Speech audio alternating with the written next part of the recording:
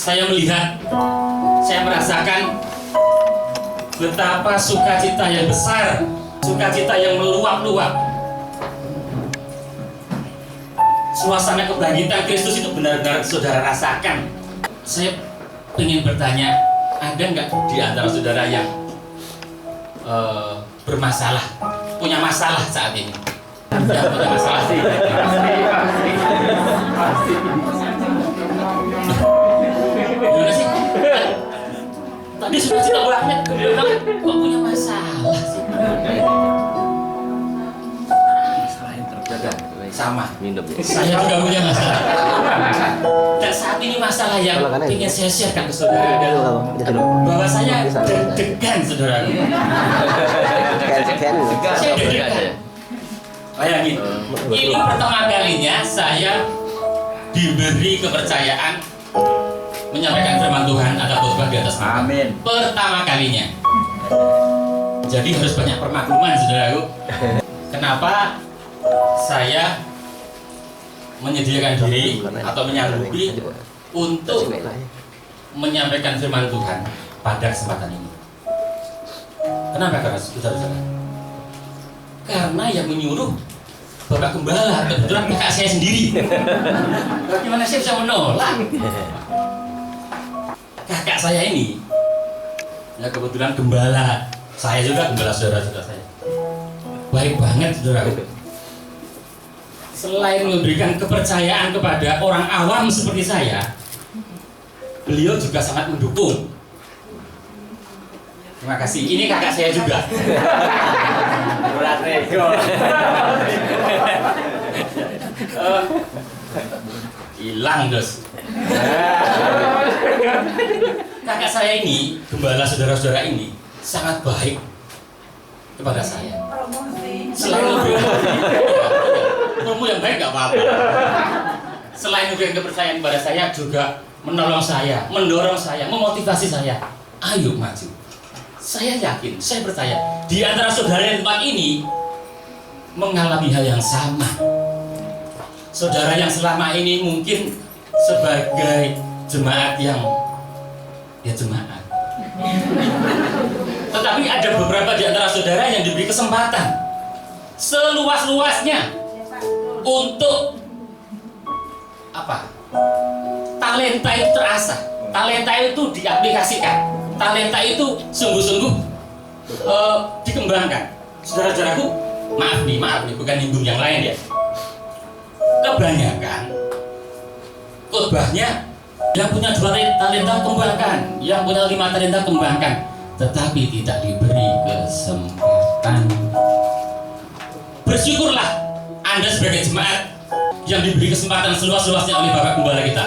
Tepuk tangan untuk Tuhan Yesus yang memberikan bimbingan kepada gembala kita ya. Ya, puji Tuhan. Kan saya dikasih waktu cuma setengah jam, ini sudah 5 menit lumayan. Satu hal juga kenapa saya bersedia di sini, yang nyuruh kakak saya, karena baiknya salah satunya juga kalau misalnya nanti saya mentok, saya tinggal bilang kakak saya, Bang, tolongin dong, gue mentok nih, lanjutin nih, ya kan, gampang kan? Itu. Jadi saudara-saudara, pasti Tuhan kasih talenta dan pasti Amin.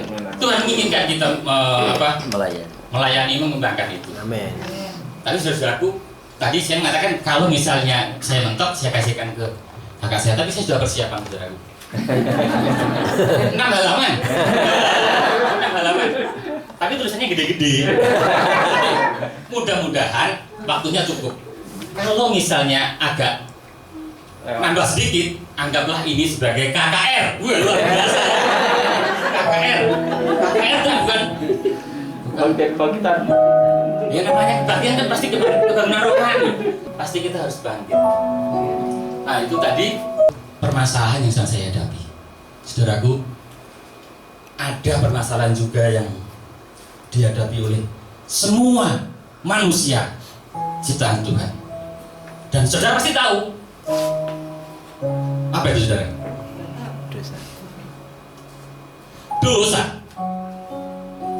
Dosa itu permasalahan yang paling utama yang dihadapi oleh setiap manusia, entah orang Kristen atau bukan Kristen. Karena itu manusia berusaha untuk keluar dari dosa itu, untuk bebas dari dosa itu dengan berbagai macam cara. Tetapi Tuhan melihat bahwa tidak ada usaha manusia yang bisa menyelamatkan dia, karena dosa itu adalah keterpisahan. Manusia berdosa itu adalah manusia yang terpisah dari Allah Sang Pencipta. Halaman pertama. Ini bukan ujian, saudara. Jadi nyontek, ini bukan contekan, ini adalah panduan supaya saya tidak lupa. Ini, makasih ya. Tidak lupa. Tak geser aja ya. Bukan apa-apa, saudara. Nanti kalau saya deg-degan, saya bisa pegangan ini loh. Kita akan belajar mengenai kuasa kebangkitan Kristus. Yang pertama, kebangkitan Kristus berkuasa untuk menyelamatkan. Manusia terpisah dari Allah, itulah keberadaannya.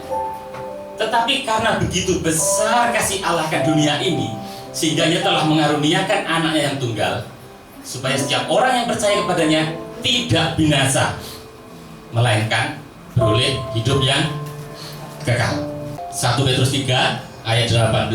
1, 2, 3. Sebab juga Kristus telah mati sekali untuk segala dosa kita, Ia yang benar untuk orang-orang yang tidak benar, supaya Ia membawa kita kepada Allah. Ia yang telah dibunuh dalam keadaannya sebagai manusia, tetapi yang telah dibangkitkan menurut Roh. Kristus telah mati sekali untuk segala dosa kita, supaya Ia membawa kita kepada Allah, supaya Ia membawa orang yang berdosa tadi kepada Allah, supaya Ia membawa orang yang tidak benar tadi kepada Allah yang maha benar.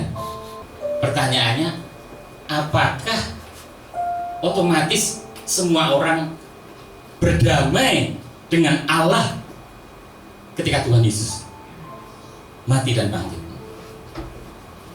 Enggak, saudara. Permasalahannya di situ. Tidak otomatis. Ada langkah yang harus diambil setiap manusia, setiap pribadi. Entah saudara lahir dari keluarga Kristen, otomatis diselamatkan, otomatis didamaikan dengan Allah yang maha benar. Tidak, saudara. Langkah yang pertama adalah mendengar berita Injil, mendengar kasih Allah yang diwujudkan di dalam Tuhan Yesus Kristus itu. Kemudian setelah mendengar, lah masing-masing orang kan punya respon sendiri-sendiri. Ada orang yang meresponnya, selamat kok gampang cuma percaya gitu doang. Nggak mungkin. Akhirnya manusia mencari jalannya sendiri, yang seolah-olah lebih sulit, lebih menderita, dan ini pasti lebih benar. Enggak, saudaraku. Zaman sekarang ini, kalau kita melihat keluarga-keluarga ya, itu ada pergeseran antara keluarga zaman orang tua saya deh, sama keluarga sekarang. Zaman orang tua saya itu punya banyak anak itu kayaknya nggak masalah gitu. Saya itu anak nomor 10 tuh. Anak nomor 10 dari 12 bersaudara. Puji Tuhan. Kalau ada KB saya nggak ada. Kalau sekarang ada beberapa bangsa yang sudah mulai tidak mau memikirkan pernikahan, apalagi punya anak. Kita boleh memperjuangkan anak-anak kita sedemikian rupa, semaksimal mungkin. Itu tidak salah, saudara. Tetapi ada bagian yang terpenting yang kadang-kadang kita lupa. Kalau zaman sekarang, saudaraku, teknologi dan sebagainya itu kadang-kadang bisa membawa orang jadi nggak perlu Tuhan loh. Betapa keselamatan ini sesuatu yang sangat serius. Yang pertama adalah berkaitan dengan nasib kekekalan. Kalau kita pintar, kita dapat pekerjaan yang baik, oke, bagus. Tetapi itu ya sebatas hidup di dunia ini. Tetapi kalau keselamatan itu berkaitan dengan nasib kekekalan kita nanti, apakah kita hidup kekal bersama Tuhan atau kita di dalam hukuman kematian yang kedua di neraka. Yang kedua, keselamatan itu serius dan harus kita pikirkan sungguh-sungguh, karena hal itu akan mempengaruhi bagaimana kita menjalani hidup saat di bumi ini. Kemudian yang ketiga, kelahiran baru tadi, bahwa karya Tuhan Yesus Kristus untuk menyelamatkan manusia tadi harus direspon dengan percaya dan menerimanya. Itu kalau dilakukan oleh orang, siapapun itu, menerima Kristus, itu menjadi titik awal perjalanan anak-anak Allah. Itu bagian yang pertama, bahwa keselamatan itu sungguh-sungguh penting, sungguh-sungguh harus kita pikirkan, sungguh-sungguh harus kita perjuangkan untuk kita sendiri, juga untuk orang-orang yang kita kasihi. Yang kedua, setelah kita diselamatkan, setelah kita memiliki hubungan yang dipulihkan, manusia berdosa telah ditebus oleh Tuhan. Apa sih yang dikehendaki oleh Tuhan? Ibrani 9 ayat 13-14. Sebab jika darah domba jantan dan darah lembu jantan dan percikan abu lembu muda memutuskan mereka yang najis, sehingga mereka disucikan secara lahiriah, betapa lebihnya darah Kristus yang oleh Roh yang kekal telah mempersembahkan dirinya sendiri kepada Allah sebagai persembahan yang tanpa cacat, akan menyucikan hati nurani kita dari perbuatan-perbuatan yang sia-sia, supaya kita dapat beribadah Allah yang hidup. Ada di antara manusia yang beribadah supaya mendapatkan keselamatan. Konsep Allah kita tidak demikian. Konsepnya adalah kita diselamatkan supaya kita dapat beribadah kepada Allah yang hidup.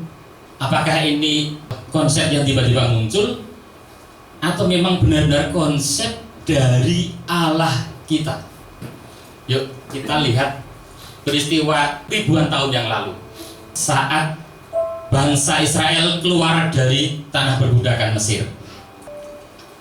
Salah satu hal yang menarik adalah ditimpakannya apa, saudara-saudaraku? Tulah. Ada berapa tulah? 10. Sebelum tulah-tulah tadi ditimpakan, Allah menyuruh Musa untuk menyampaikan kepada Firaun dan bangsa Mesir. Nanti diperagakan biar lebih nempel ya. Sabar ya Pak, lagi dibukain. Paduka Firaun. Keluaran 7 ayat 16. Dan katakanlah kepadanya, Tuhan Allah orang Ibrani telah mengutus aku kepadamu untuk mengatakan, biarkanlah umatku pergi supaya mereka beribadah kepadaku. Nah, minta tolong diperagakan. Jadi ini Allah menyuruh Musa untuk menyampaikan kepada Firaun.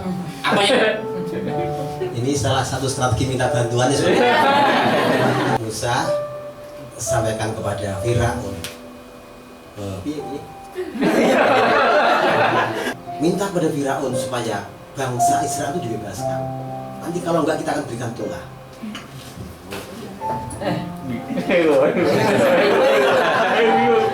Firaun Idem. ya gitu lah. Biarkan bangsa ini pergi beribadah pada Tuhan. supaya beribadah kepadaku. Yang agak jahat, Pak.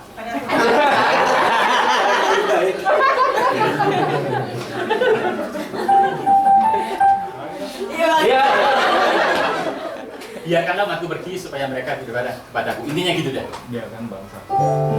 Biarkanlah bangsa Israel beribadah pada Tuhan. Firaun, biarkanlah umatku pergi supaya mereka beribadah kepadaku. Oh, tidak boleh.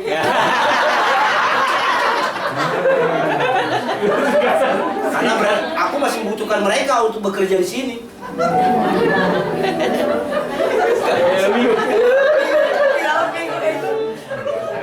Ayo, kalah lagi. Ya udahlah. Saudaraku, setelah itu tulah ditimpakan. Iya. Ditimpakan. Itu Keluaran 7 ayat 16. Keluaran 8 ayat 1. Seperti itu. Biarkanlah umatku pergi supaya mereka beribadah kepadaku. Keluaran 8 ayat 20, Keluaran 9 ayat 1, Keluaran 9 ayat 13, Keluaran 10 ayat 3. Itu diulang-ulang. Sekali lagi ya, sekali lagi.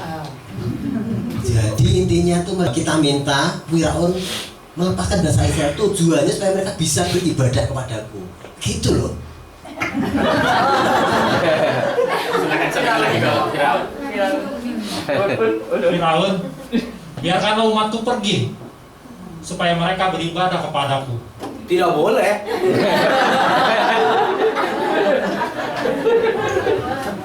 Tulah ditimpakan lagi.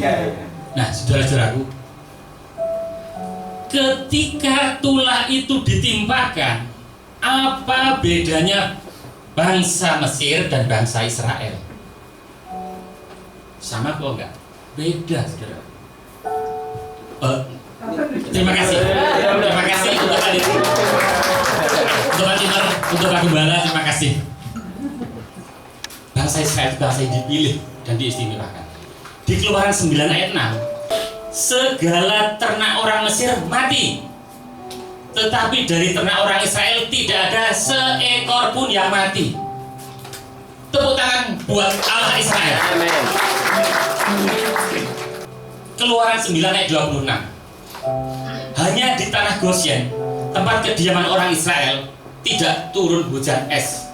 Padahal waktu itu telah ditimpakan kepada bangsa Mesir terjadi hujan es. Di Gosyen, tempat kediaman bangsa Israel, tidak terjadi hujan es. Tepuk tangan lagi. Keluaran 10 ayat 22 dan 23. Datanglah gelap gulita di seluruh tanah Mesir selama 3 hari.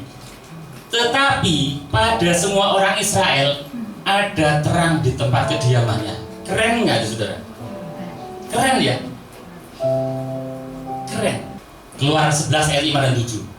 Tiap-tiap anak sulung di tanah Mesir akan mati, tetapi untuk orang Israel seekor anjing pun tidak ada berani yang menggonggong. Wih, istimewa banget ya. Supaya kamu tahu bahwa Tuhan membuat perbedaan antara orang Mesir dan orang Israel. Saudara-saudara adalah, dan saya adalah umat pilihan Allah yang diistimewakan, yang apa ya, diperlakukan istimewa. Tetapi itu pun tidak semua orang bisa menerima konsep Allah ini.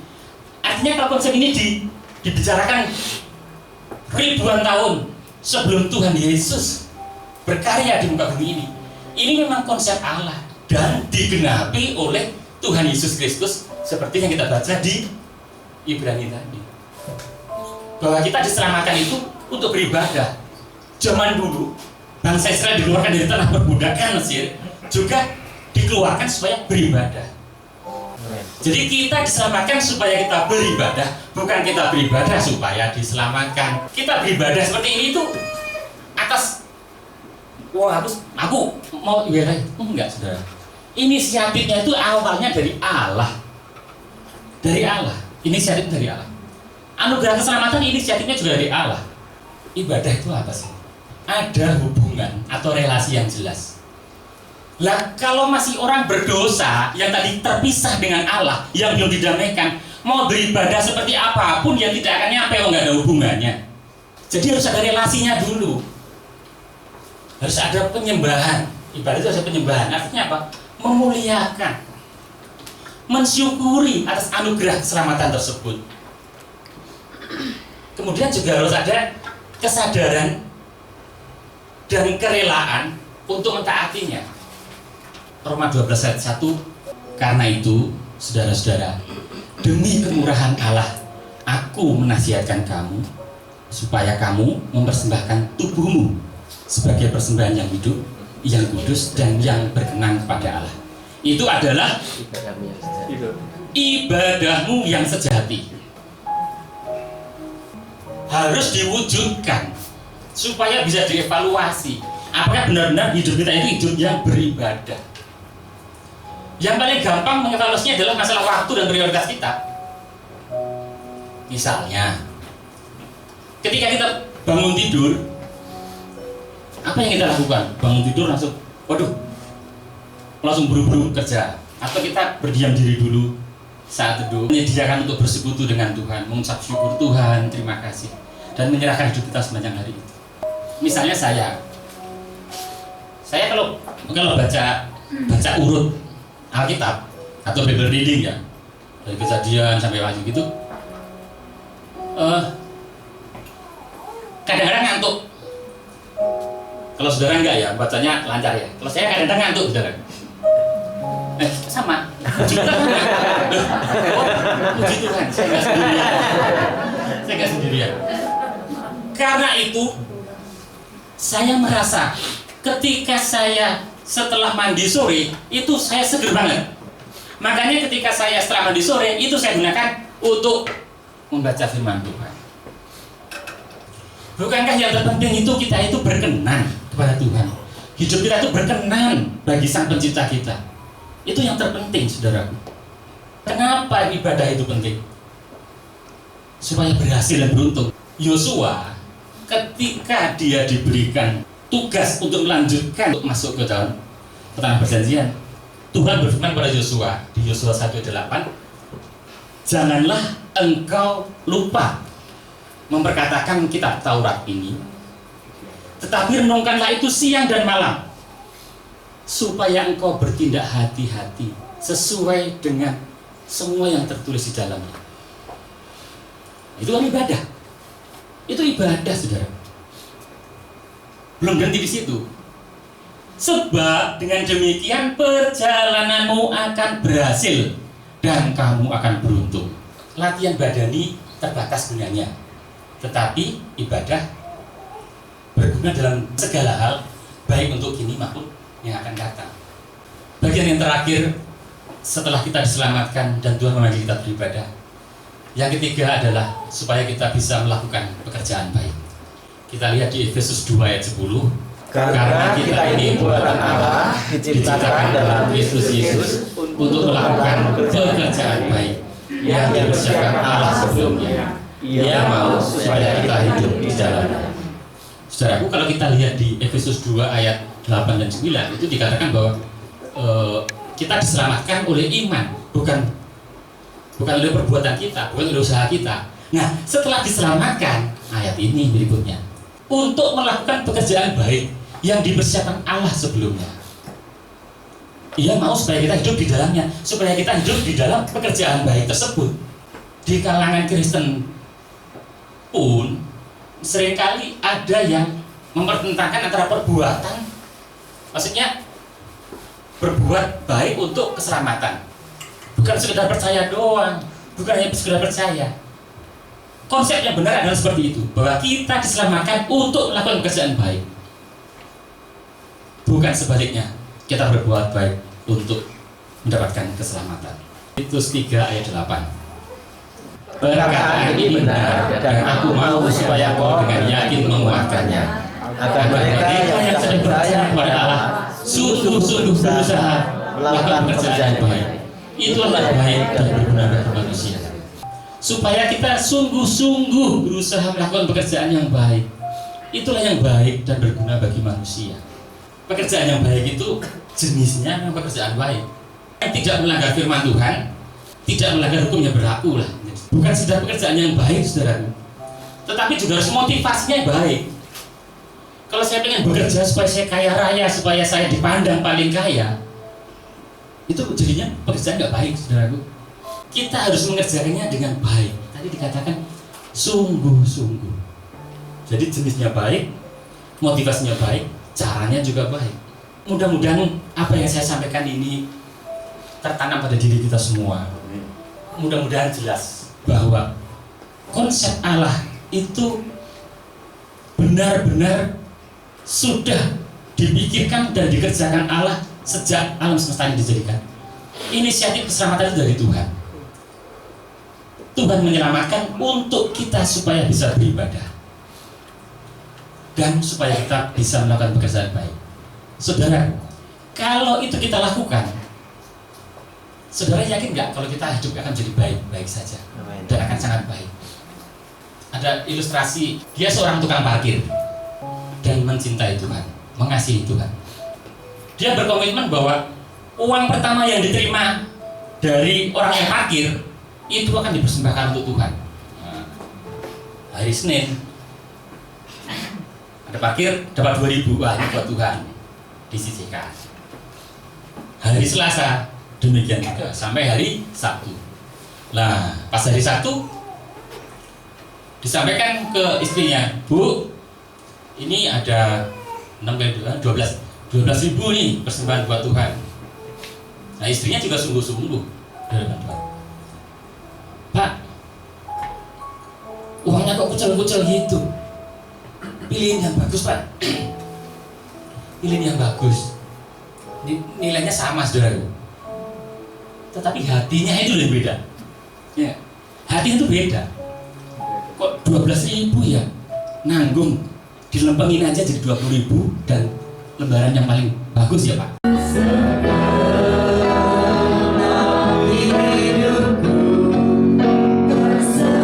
Saudara-saudaraku, kita bersyukur bahwa kita sudah mengalami keselamatan sehingga kita bisa beribadah kepada Tuhan, sehingga kita bisa berbuat baik, sehingga kita bisa menjalani kehidupan yang baik dan berguna bagi kita, juga bagi kemuliaan Tuhan. Melayani lebih sungguh, melayani lebih sungguh.